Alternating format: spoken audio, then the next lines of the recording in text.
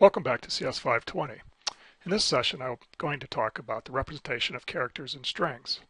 Remember, by representation, I mean what do these data items look like in memory? What are the bits? Characters are encoded by assigning a number to each character in the character set. And of course, in the machine, the assigned number will be represented in binary. At first, each computer manufacturer had its own character representation. Let's look at the machine I grew up with. The CDC 6600 had a 6-bit character encoding. On the right-hand side of the screen is the character encoding chart from my tattered copy of the Assembly Language Programming Guide for the 6600. Note that the character codes, known as the display codes, are given in octal, since it is a 6-bit encoding, 2 octal digits per character. Also note that I apparently was not comfortable with octal, because I have handwritten the decimal values onto the page.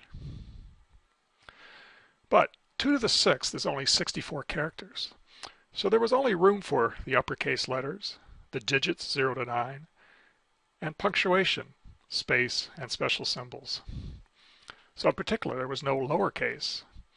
And note that the space had a greater value than the letters. This made the sorting of names problematic if you wanted Smith to come before Smithson.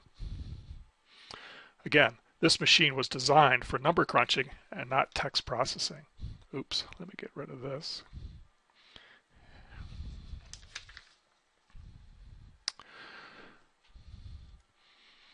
ASCII is a character encoding originally designed around the English alphabet. It was developed in the 1960s and eventually became widely used. It was a 7-bit encoding, so 128 characters. ASCII characters are stored in an 8-bit byte with the upper bit clear. Note that the space, encoded as hex 20, is lower than the uppercase and lowercase letters.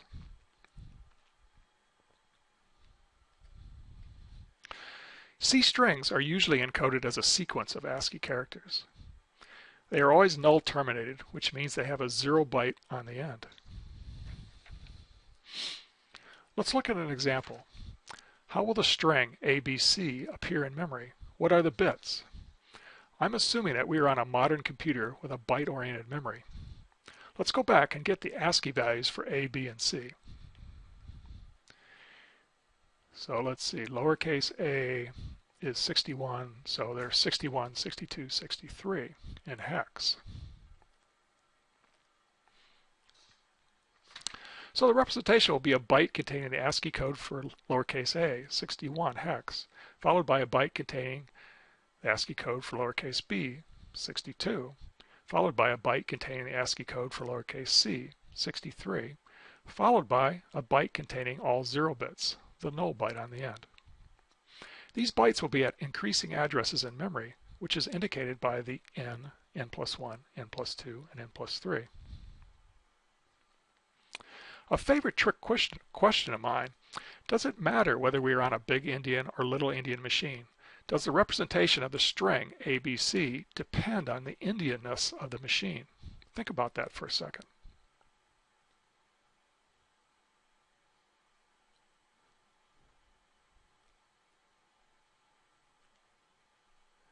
No, it does not matter. Indianness only matters with a multi-byte object, but a string is really a sequence of 1-byte objects. So the first byte in the string is always first, and the null byte is always last. And this is different from a 32-bit integer, which is itself too many bits to fit in 1 byte. So we have to arbitrarily decide which of the bits will go first in memory. What is Unicode? It is a set of character encodings that covers nearly all writing systems in use today, and many historical systems as well. The space of values is divided into 17 planes. Plane 0 is the basic multilingual plane, or BMP. It supports almost all modern languages. The values range from 0000 to FFFF hex, so 16 bits worth, or 2 bytes. Planes 1 to 16 are the supplementary planes. They support historic scripts, musical mathematical symbols, and other special symbols. There's lots of available encodings in this area for future use. The values range from 100000 to 10FFFF in hex, so 21 bits. Planes are divided into blocks, i.e. named ranges.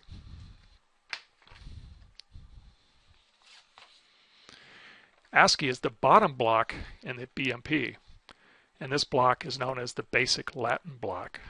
So ASCII values are embedded as is into Unicode. So the character lowercase a is ASCII 61, and it's also in Unicode 61, but it's 0061. It's a 16-bit value.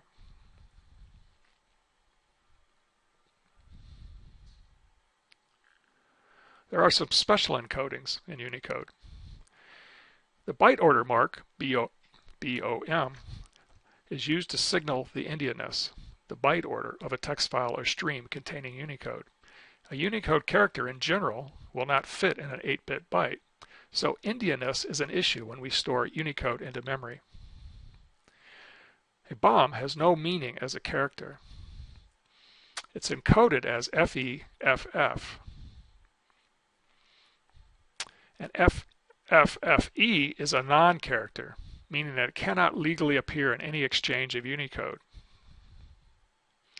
Assume that we have a file containing 16-bit characters from the BMP, with each character stored in 2 consecutive bytes.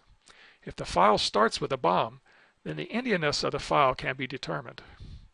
If the first byte in the file is FE and the next byte is FF, then the file must be Big Indian. If the first byte in the file is FF and the next byte is FE, then the file must be Little Indian. Because it is not legal for the encoding FFFE to appear in a file, 2 consecutive bytes of FF and FE, or FE and FF, can only represent the BOM in one byte order or the other. But in the absence of a BOM at the beginning of a file, Unicode is assumed to be stored in Big Indian format.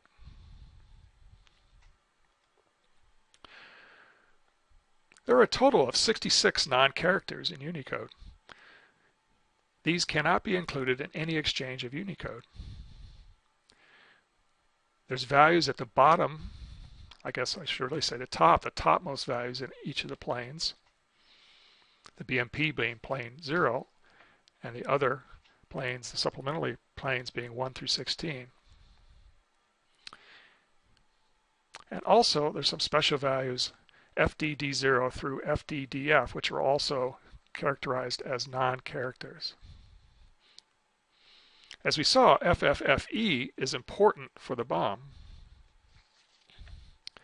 Some of these other non-characters are important for the transformation formats through which Unicode characters are manipulated.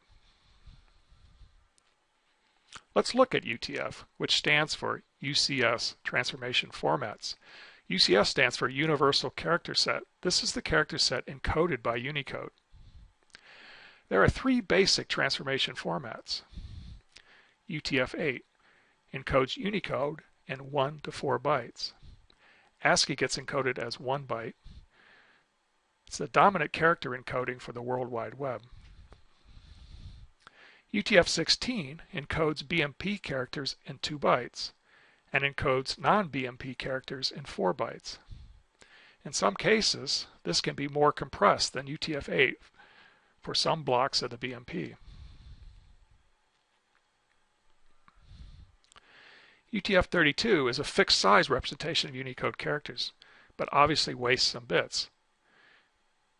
You have the maximum of 21 bits for a Unicode character, and we're storing it inside of 32 bits. So we're wasting up to 11 bits. Here's how UTF-8 works. Take the Unicode character and throw away the leading 0 bits. The UTF encoding forbids so-called overlong encodings. This ensures that there's a unique UTF-8 encoding for each Unicode character. This will make more sense in just a minute. So first of all, we throw away the leading 0 bits. Then we count the remaining number of bits and encode those bits in the following way, according to how many bits you have. If there's 7 remaining bits, then we encode that in 1 byte. First we put a 0, sort of a header on the byte, followed by the 7 data bits. If there's 11 bits, then we encode in 2 bytes. We put out a header of 110, then 5 data bits, then another header of 10, followed by the remaining 6 bits of the 11. If there's 16 bits, we encode in 3 bytes. A header of 1110, followed by 4 data bytes, and then a 10 followed by 6 data bytes, and another 10 followed by 6 data bytes. These 10 bytes are usually called the continuation bytes,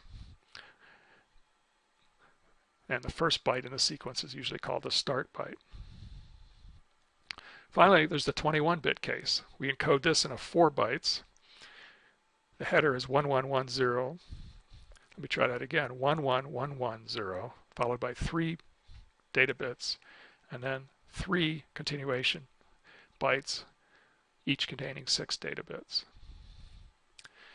The bits appear in the UTF-8 bytes in the same left to right order as they do in the Unicode character. An example of an overlong encoding would be to encode a 7-bit value in 4 bytes. A 7-bit value should be encoded in 1 byte. We will work a few examples in a few minutes.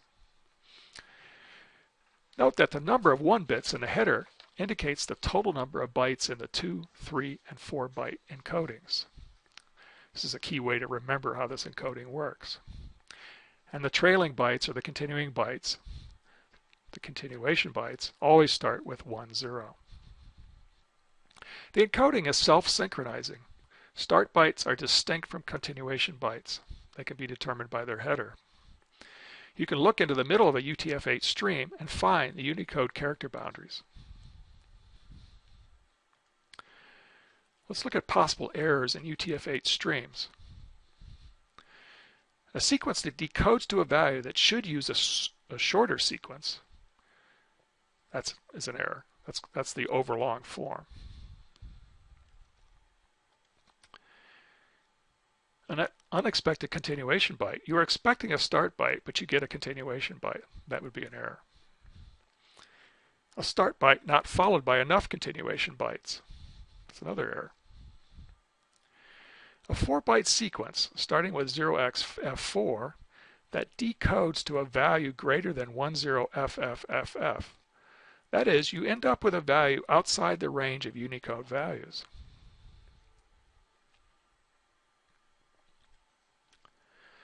A sequence that decodes to a non-character. Again, non-characters are not allowed to be included in the exchange of Unicode. Finally, a sequence that decodes to a value in the range D800 to DFFF. These are reserved for the encoding of non-BMP characters in UTF-16. Let's look at UTF-16.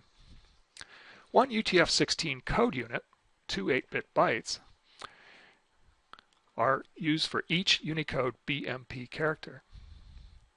BMP characters only have 16 data bits, meaning that the upper bits are 0. So just use those low 16 bits as the UTF-16 code unit. Note that byte ordering is definitely an issue for UTF-16. A code unit is 16 bits, so it won't fit in a byte, and you need to put 8 of the bits first in memory and the other bits after it. What do we do with non-BMP characters? These are encoded with 2 UTF-16 code units for each Unicode non-BMP character. In other words, 4 bytes in total. To encode a non-BMP character in UTF-16, first you subtract 10000 from the code point, in other words, the Unicode value, leaving a 20-bit number in the range 0 to FFFFF. The top 10 bits are added to D800 to give the first code unit, or lead surrogate it's called. The low 10 bits are added to DC00 to give the second code unit, or the trail surrogate. Again, we'll work some examples in a minute. UTF-16 is self-synchronizing, just like UTF-8. Note that 10 bits express values in the range 0 to 3FF.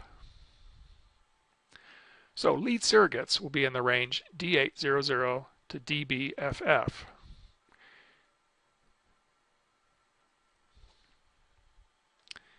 And trail surrogates will be in the range DC00 to DFFF. And remember that D800 through DFFF are not valid Unicode characters. If you see a UTF-16 code unit in the range of D800 to DFFF, you know it can't be BMP. It has to be non-BMP. So you can tell the BMP characters from the non-BMP characters when they are encoded in UTF-16. Therefore, you can tell where the character boundaries are. So UTF-16, like UTF-8, is self-synchronizing. We can look into the middle of a UTF-16 stream and figure out where the Unicode character boundaries are. Finally, let's look at UTF-32. Simply take the 21-bit Unicode value and add leading zeros to extend it to 32 bits. That's it. Of course, when you place UTF-32 in a file, byte order is an issue, as it is with UTF-16. You have to decide which bits go first in an 8-bit oriented memory or a byte-oriented file.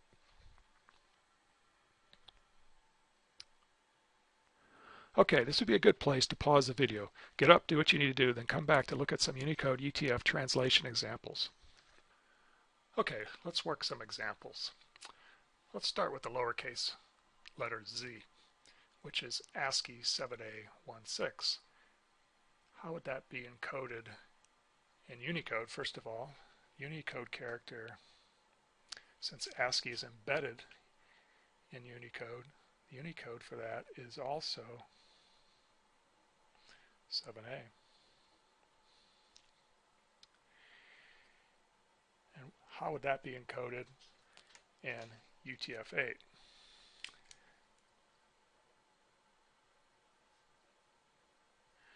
Well, the value is 7A, so in binary 011 1010. We throw away the leading 0, and that leaves 7 data bits. And the UTF-8 encoding then is a 0 header,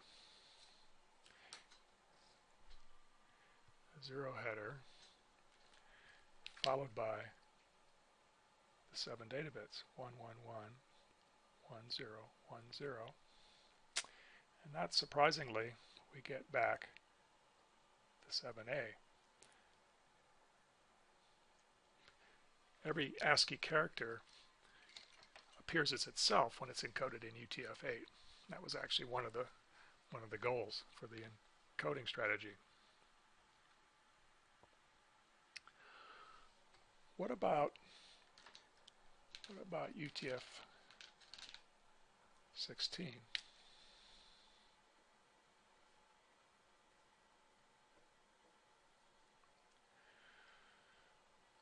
Well, 7A is in the basic multilingual plane, the BMP, so it's just going to be encoded as 007A. It's just its 16-bit value.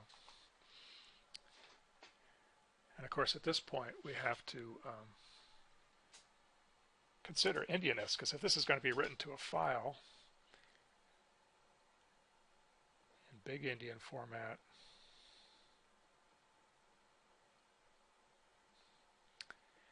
it would be the high byte first, followed by 7A. But if we were writing it in Little Endian, then it would be the low order byte first, 7A 00.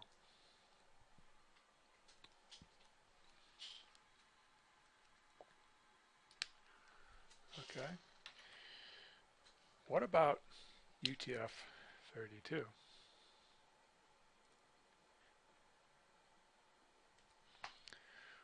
Well, in that case, we just drop the 7A in the bottom of a 32-bit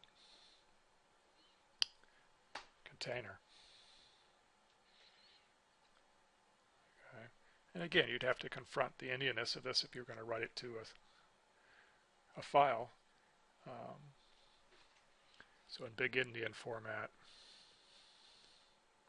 it would be essentially what I already wrote, right? The 00 high order byte, then 00, then 00, and 7A, and the rest of the stream. Or in Little Endian,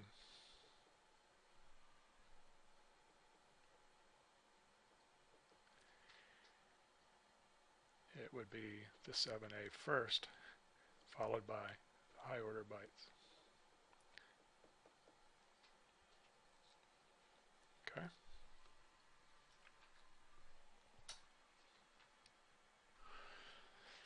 Let's take a look at another example.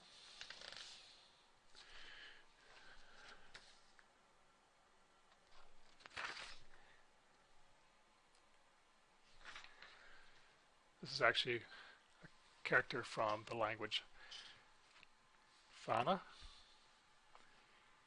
which is a script for a language spoken on the Maldives Islands in the Indian Ocean. Again, the question is, what is the UTF-8 encoding for this?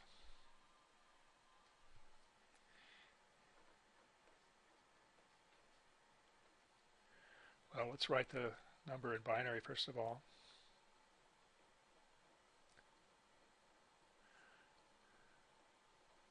Right, 0760.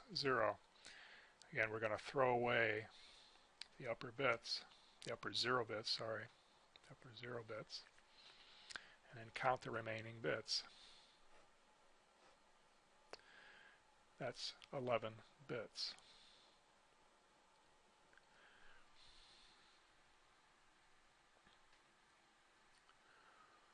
So we'll encode it in 2 bytes. What's the 2-byte encoding? Well, it's going to start with a header byte that's going to have 2 1s and a 0,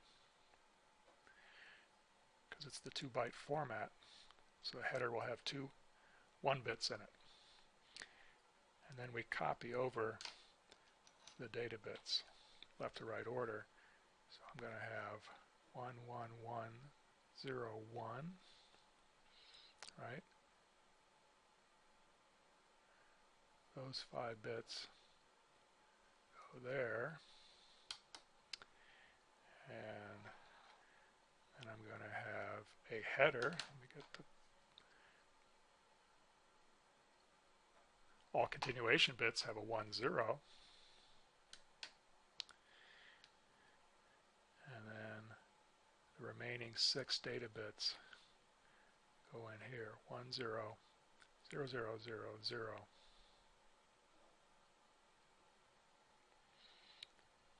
Okay, so what is that in hex? Well, I've got to group these in 4s. So let me copy the number over.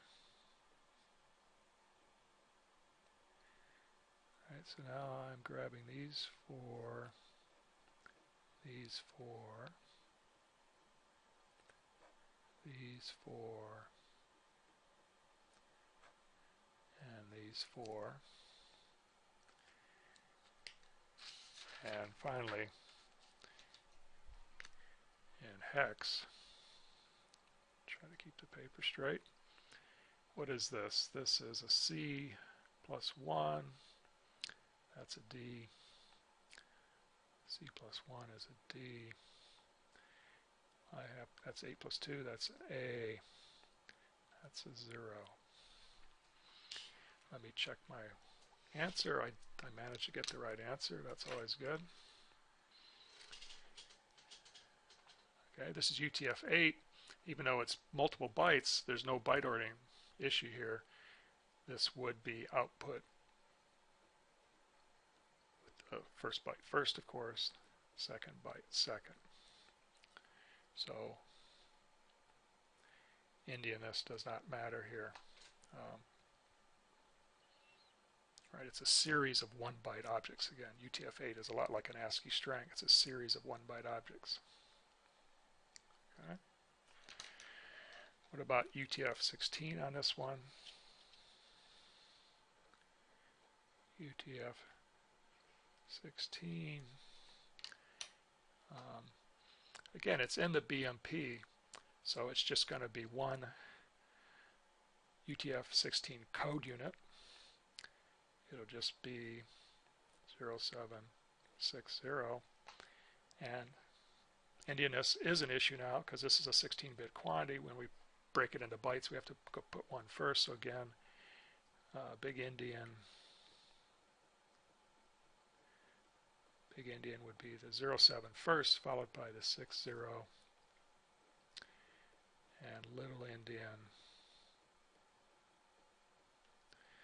would be the 60 followed by 60 followed by the 07. Okay, and UTF-16, UTF-32 would just be the 16-bit value 0760 embedded in a 32-bit container. And again, Indianness would be an issue here when you went to write this to a file. Okay. Let's do another one.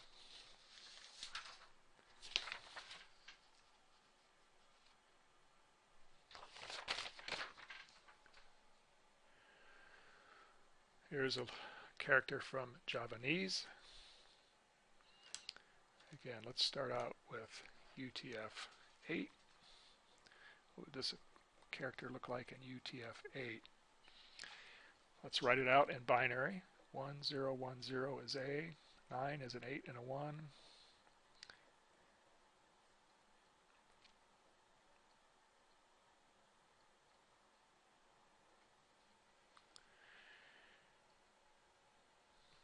So I've got 16 data bits here.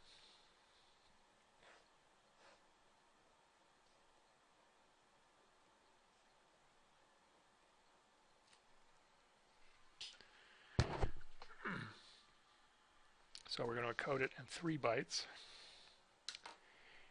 So start with a header. It's a 3-byte leading header, so I'm going to start with 1110,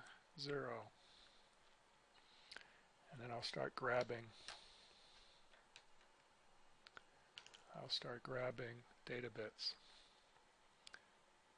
1010 came from here.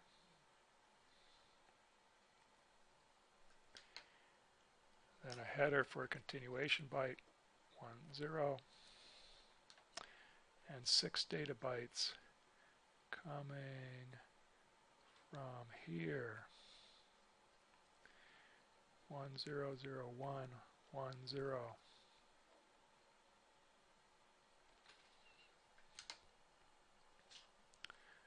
And then a second continuation byte with the header, and 6 more data bits coming from there. Okay. Now I've got to, if I want to see what this would be in hex, I've got to group it in 4s. This 4 is pretty clear, so that is 1 less than F. That would be E. This is A. This time I've got to group these 4. So that's another A. And then these 4 is a 4 and a 2. That's a 6. And then these 4, that's a 9. And finally, the last 4, which is also 9.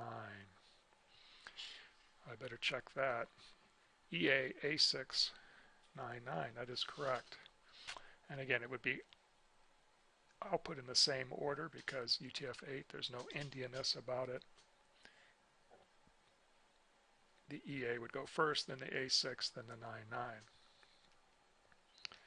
Okay, what about UTF-16?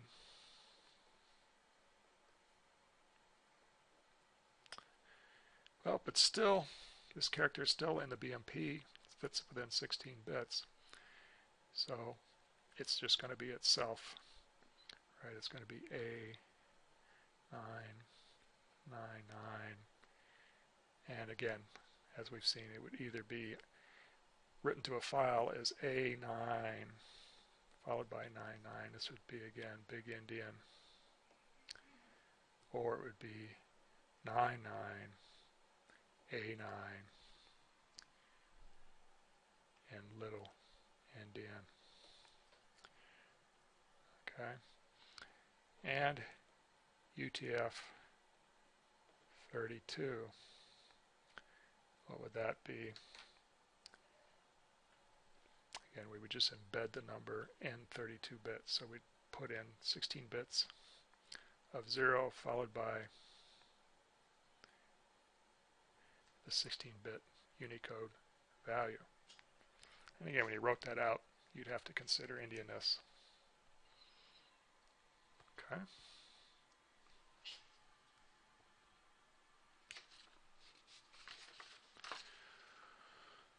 All right, what's next? Well, we got to get into something that is in the supplementary plane.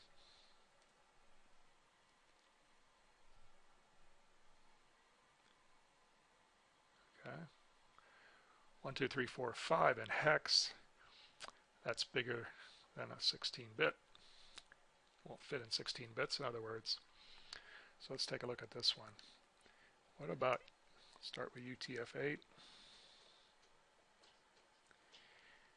Let's put the hex into binary.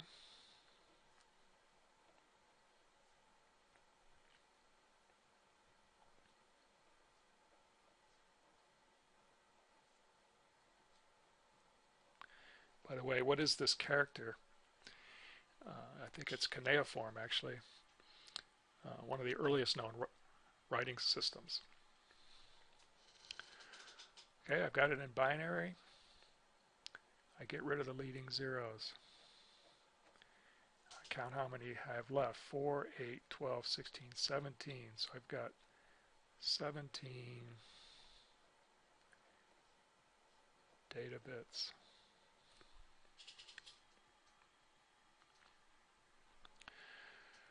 That means it's going to go into the 21-bit category. So encode in 21 bits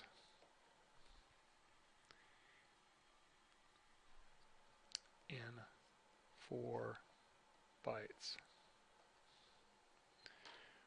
So I'm going to start out with a header that indicates it's a 4-byte format, so that's 1, 1, 1, 1. Again, 4 1 bits followed by a 0 is the header, indicating it's a 4-byte format.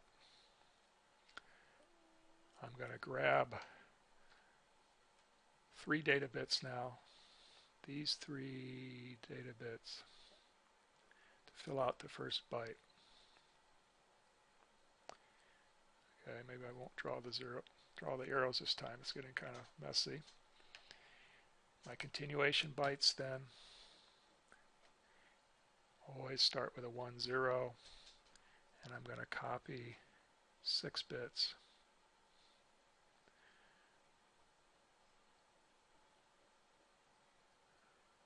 Okay, another continuation byte. The header 1, 0 as always, and another 6 bits, and I've screwed up. I can see I've screwed up, right? What went wrong here? I forgot about the 21 bits. I was just encoding 17 bits left to right, so we're going to have to start over. Let me try this again.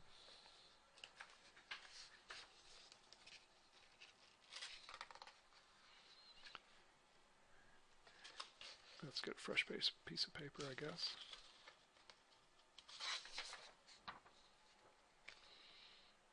So again, Unicode 12345.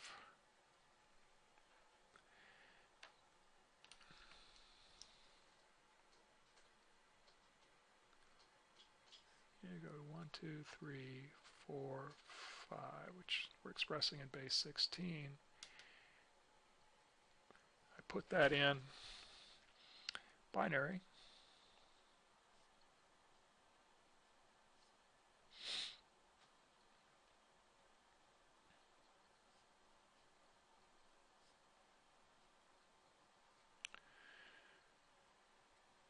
I temporarily get rid of these 3 because I know I'm going to count this. I'm going to get 17 bits, and where I made my mistake last time,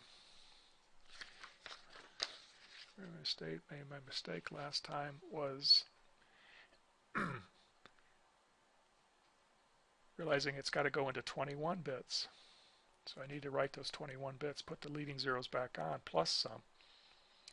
Right, 1, 2, 3, 4, 5, 20. So I need to have 0, 0, 0, 1, 0, 0, 1, 0, 0, 0, 1, 1, 0, 1, 0, 0, 0, 1, 0, 1. That's what I need to encode now. It's a full 21 bits, even though the value was actually only 17 bits. So a little bit tricky here, and I screwed it up the first time, just to emphasize to you that you got to be careful doing this. Clever lecture strategy. Okay, now what? Now I can encode it. Again, it's going to go into 4 bytes, so I'm going to have a header indicating there are going to be a total of 4 bytes. Again, the header, because there's 4 1 bits here, indicates it's a 4-byte encoding. And now I'm going to start copying data bits, but I have to copy leading zeros, which I forgot to do last time. So the first 3 are right there, 0, 0, 0. Okay, then a continuation header of 1, 0, and I copy 6 bits, those 6 bits, 0, 1, 0, 0, 1, 0. I'm going to put the arrows in now. Okay, continuation, and then those 6 data bits, 0, 0, 1, 1, 0, 1. And finally, a 4th byte continuation 1, 0 header, and 0, 0, 0, 1, 0, 1. Okay. To see this in hexen, I divide these into 4-byte chunks.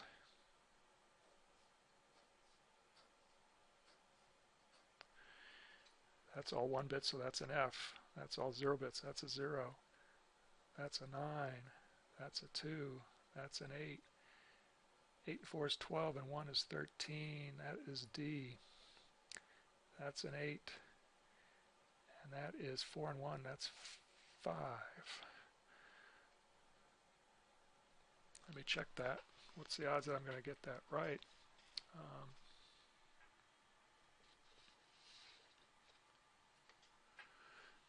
F0928085. That is correct. Okay, so all right. What about the UTF-16 encoding? This is going to take some work. Probably need another piece of paper, actually. Let's start it here, though. So again, let me just go back and make sure everyone understands. I just did the UTF-8 encoding, those 4 bytes. What about UTF-16? 1, 2, 3, 4, 5 is not in the BMP. So this is going to be trickier. It's going to take 2 code units, 2 UTF-16 code units. It's going to be a total of 4 bytes. So step number one is subtract a base value. So I've got 1, 2, 3, 4, 5. I'm going to subtract this base value. And everything's in hex here. Luckily, this hex arithmetic is going to be easy because it's 5, 4, 3, 2, 0. Okay. And then I put that into binary because I need to divide it into two chunks of 10 bits each. 2, 3, 4, 0, 0, 1, 0, 0, 0, 1, 1, 0, 1, 0, 0, 0, 1, 0, 1. Okay, and now I'm dividing it into two chunks of 10. So I'm going to that middle 4-bit and I'm sort of dividing it right there. Okay. So the top 10 bits here are these. If I look at that and take it as hex, regather it back, 0, 0, 8. Okay. Do the same thing over here. It's a little bit tricky because I'm going to take that as a separate hex character. That's a 4, and that's a 5.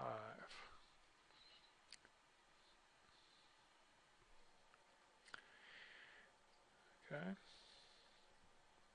And what I do then, let me move this up a little bit, is I add these base values. So for the high order one, I want to take D8, 0, 0, and I want to add this 0, 0, 8. Again, it's hex addition. So this 0, 0, 8 added to this base value for the high order part of the value, 808D. Okay, then I'm going to do a similar thing but with a different base. This time for the low bits it's a base of DC00 and I add in 3, 4, 5. Now I have my first challenge of doing hex addition. Again, these are additions. Well, 0 and 5 is 5, 0 and 4 is 4. What about C and 3? That sounds a little scary, but again, I just have to remember C is 12. Add 3 to it is 15. That is F.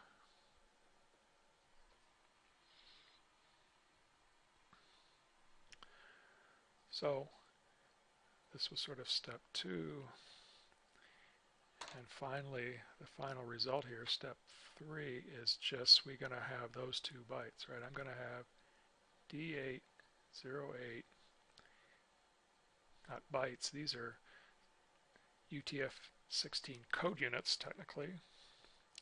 They're two 16-bit quantities. The first one would be D808, and the second one would be DF45. DF45.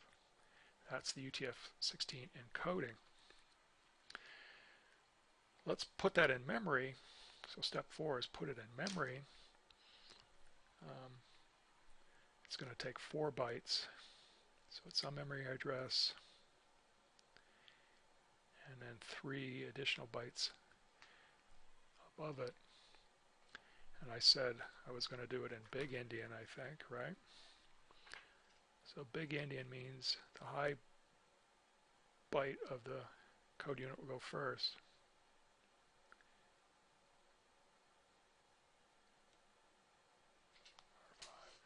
So again, this would be big Endian. Little Endian, let's go ahead and do that. In that case, the low half of each code unit would go first. 08, I can't write, D8, and 45, DF. This would be little Endian.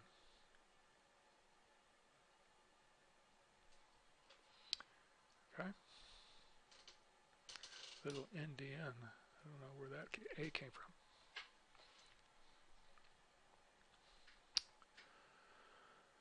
All right, what about UTF-32? Well, UTF-32, I've run out of paper. Let me just finish it up though on the top here. Let me bring the top back down where we can see it. UTF-32 is always easy. It's just as sign extended out to 32 bits. So that's 0, 0, 0, 1, 2, 3, 4, 5. Okay.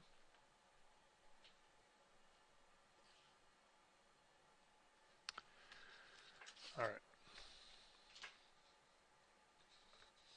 Just kind of keep these numbered correctly. This was a rewrite of 4 actually. And I'll write on here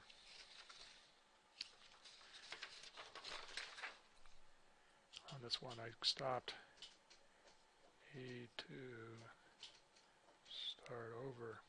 So when I make PDFs of these pages for your notes, you'll remember what happened here. It won't be the last error I make this semester, I'm sure. All right, what else can we do here? How about the other direction? How about we've got UTF-8 stream and we're trying to figure out what it is. So let's decode UTF-8. Again, we start out by looking at the binary. E is 1110. It's one less than all ones. B is one more than A. 1011. B 1011. 1011. A 1010, an 8 and a 2. And finally F is all 1 bits. Okay, so I look at this, look at the first byte, and I can see that it's got a header of 3 1 bits and a 0. So in fact it is a 3-byte case, so that's good. Here are the other headers then on the continuation bytes. And now I just have to gather, the data bits together. So 1011 comes from there. Then 1110. Take the next 4. Come from there. Then 11 comes from there, and 10 comes from there, and finally 1111 comes from there. Okay, so what is that? And hex, that's a B, right? 8, 2, and 1, 11. That's an E, 8, 4, and 1, which is 13. I'm sorry, 8, 4, and 2 is 14, which is E. That's 14 again, which is E. And that is all 1s, which is F. So that's Unicode character beef. In fact, let's see, what is that?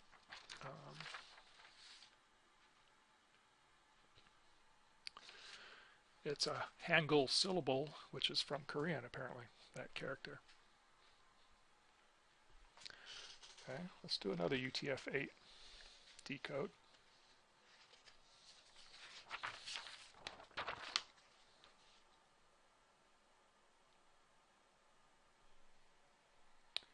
Yeah, I gotta get that underneath there. So C081, again, we're going to look at it in binary.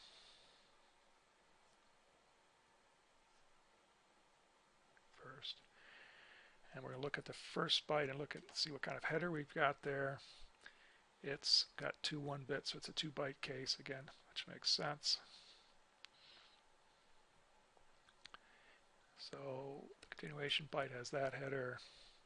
Let's pull the data bytes out. And I've got 0, 0, 0, 0, 0. Those 5 come here.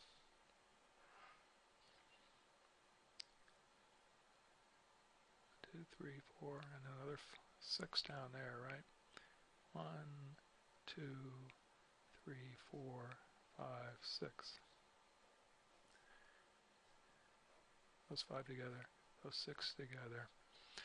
Uh-oh, I look at this and there's a problem, right? Because that is Unicode character, Unicode 1.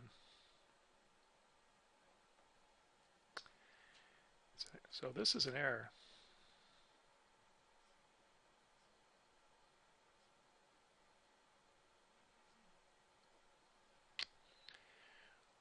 One should have been encoded.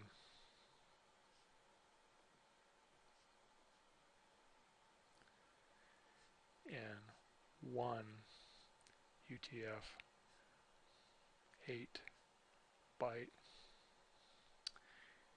namely 0, 1.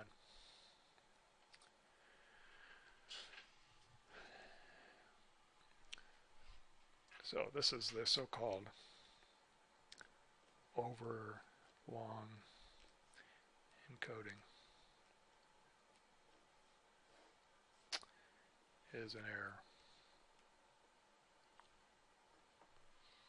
It should never have been encoded in UTF-8 that way. All right.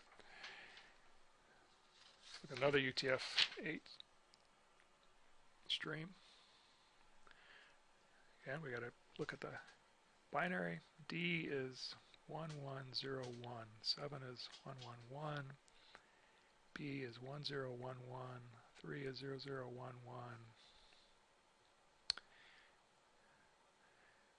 ED is 1110. BA is 1011. A is 1010. 1010 for another A. D is 1101, and then we've got 2 4s. I'm running out of room. I'll squeeze it in, I guess. Okay. So consider we jump into this in midstream. Suppose we start looking at the BA. All right, 1, 2, 3. The BA.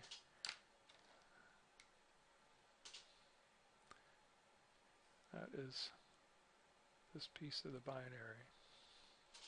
Okay.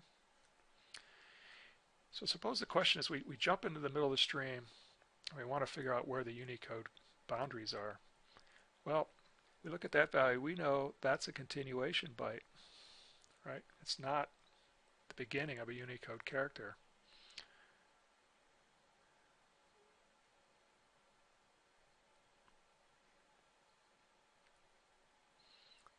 I can see I've screwed up again. BA, I've got the wrong binary here. BA is actually here. Let me try this again. Sorry again. It's actually, that's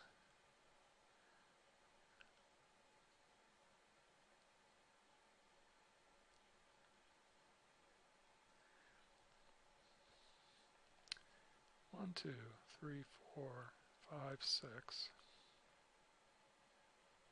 There's just something screwed up here all the way. Let me work my way back. D7, that looks good. B3, that's fine. This is the E. That was supposed to be a D, I guess. ED, right? Which is just wrong.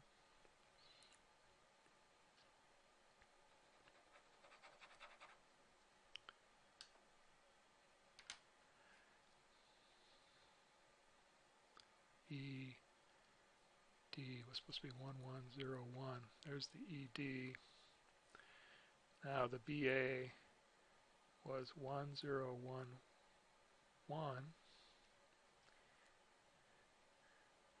And then the A was 1010.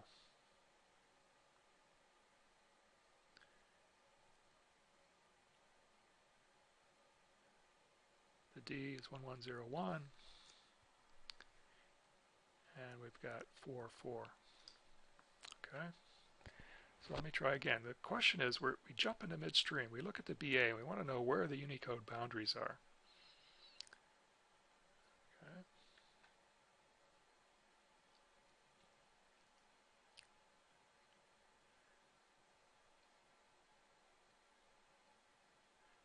So the BA is actually these two characters, the BA. Okay. We'll look at that for a minute. 1011, 1010.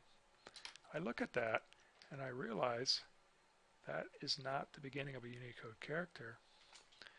That is a continuation header. Okay. So I can look to the left, and what do I have to the left? 1110, 1101. Look at that, and that in fact is a header for a 3-byte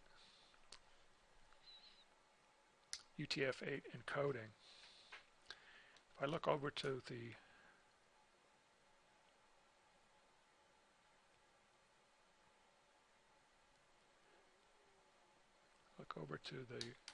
right again, something is still screwed up.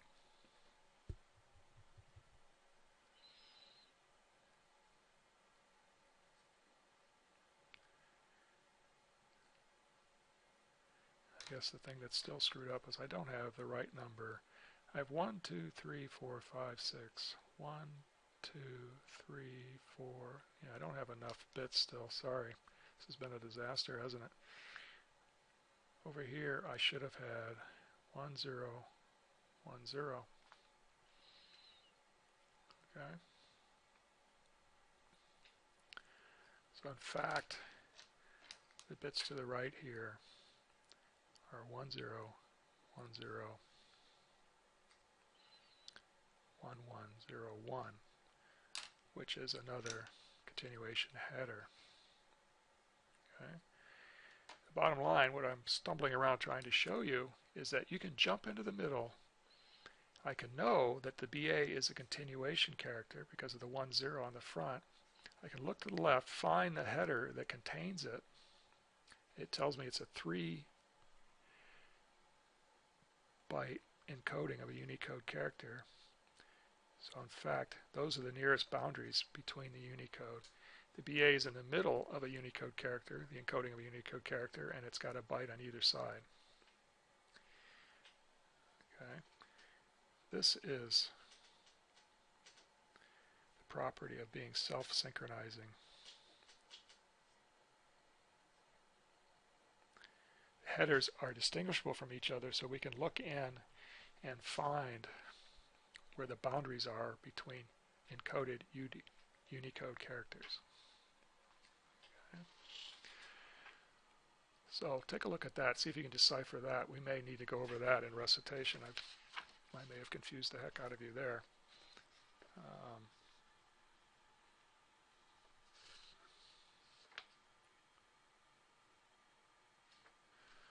All right, let's go on to another example.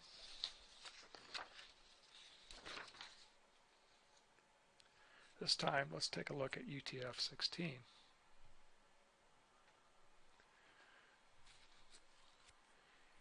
Again, I've shown you UTF-16 stream in hex, and we're assuming the stream is written in Big Endian format. Okay. So first step is let's put the code units together. It's in Big Endian format, so we just sort of squeeze them together.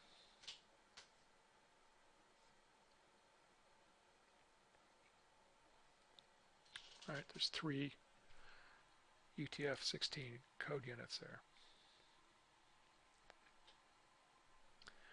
I look at this first one though, and I can tell it's actually from the BMP, right? It's not one of the lead or trail surrogate values, right? It's a smaller value. So in fact, this is just from the BMP.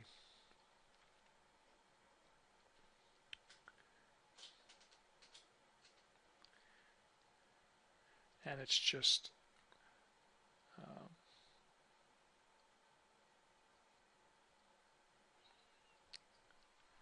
representing that Unicode character itself.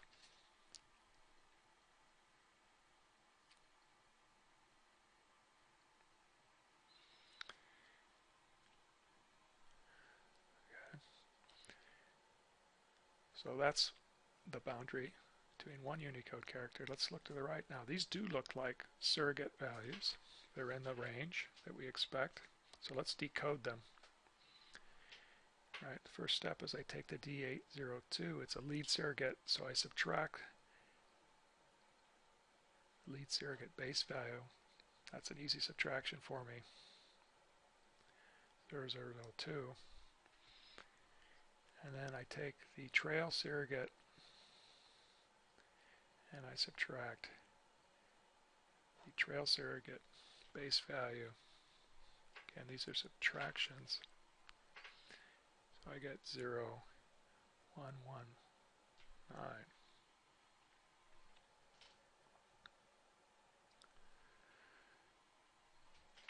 Now, this then is representing 10 bits, the top 10 bits. So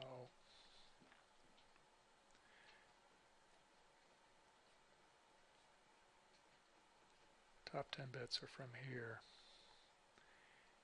It's going to be 00, 00, 00, 00, 00, 0010. Okay. And the bottom 10 bits are from the trail surrogate.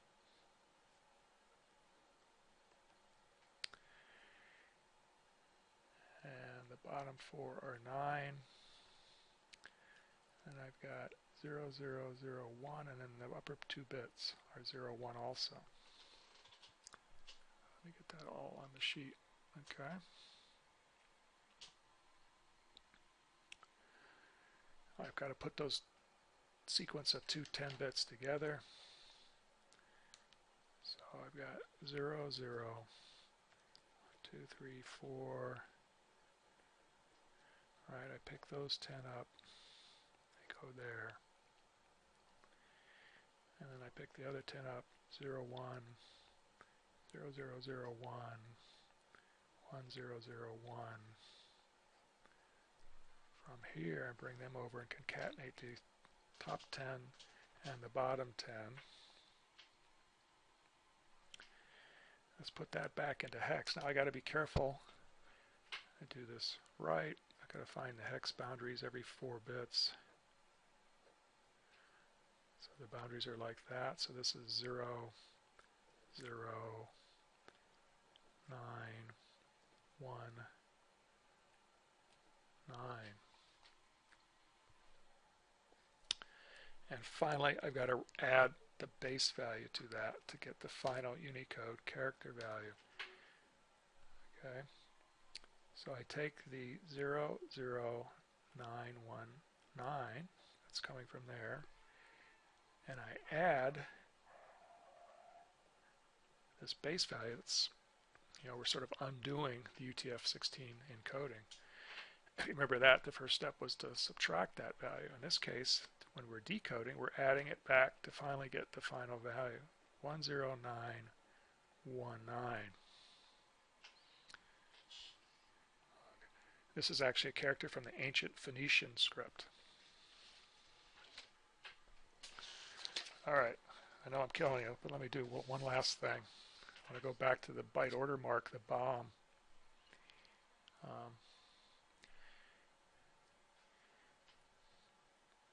So the byte order mark is in UTF-16.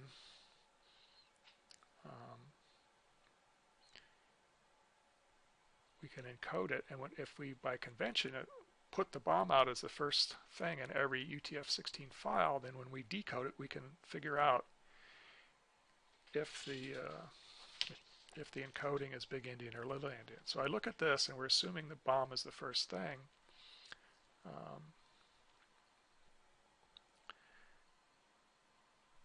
If big endian the file is encoded as Big Indian, then I would have FFFE, but that's not legal character. Actually, it's a non-character is what the Unicode standard describes it as. It's a non-character, which means it can never appear in the exchange of Unicode. So it's not Big Indian.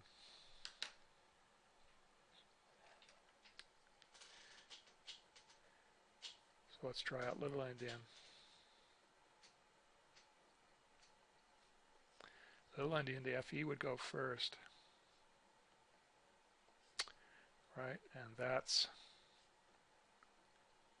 the bomb. So bottom line,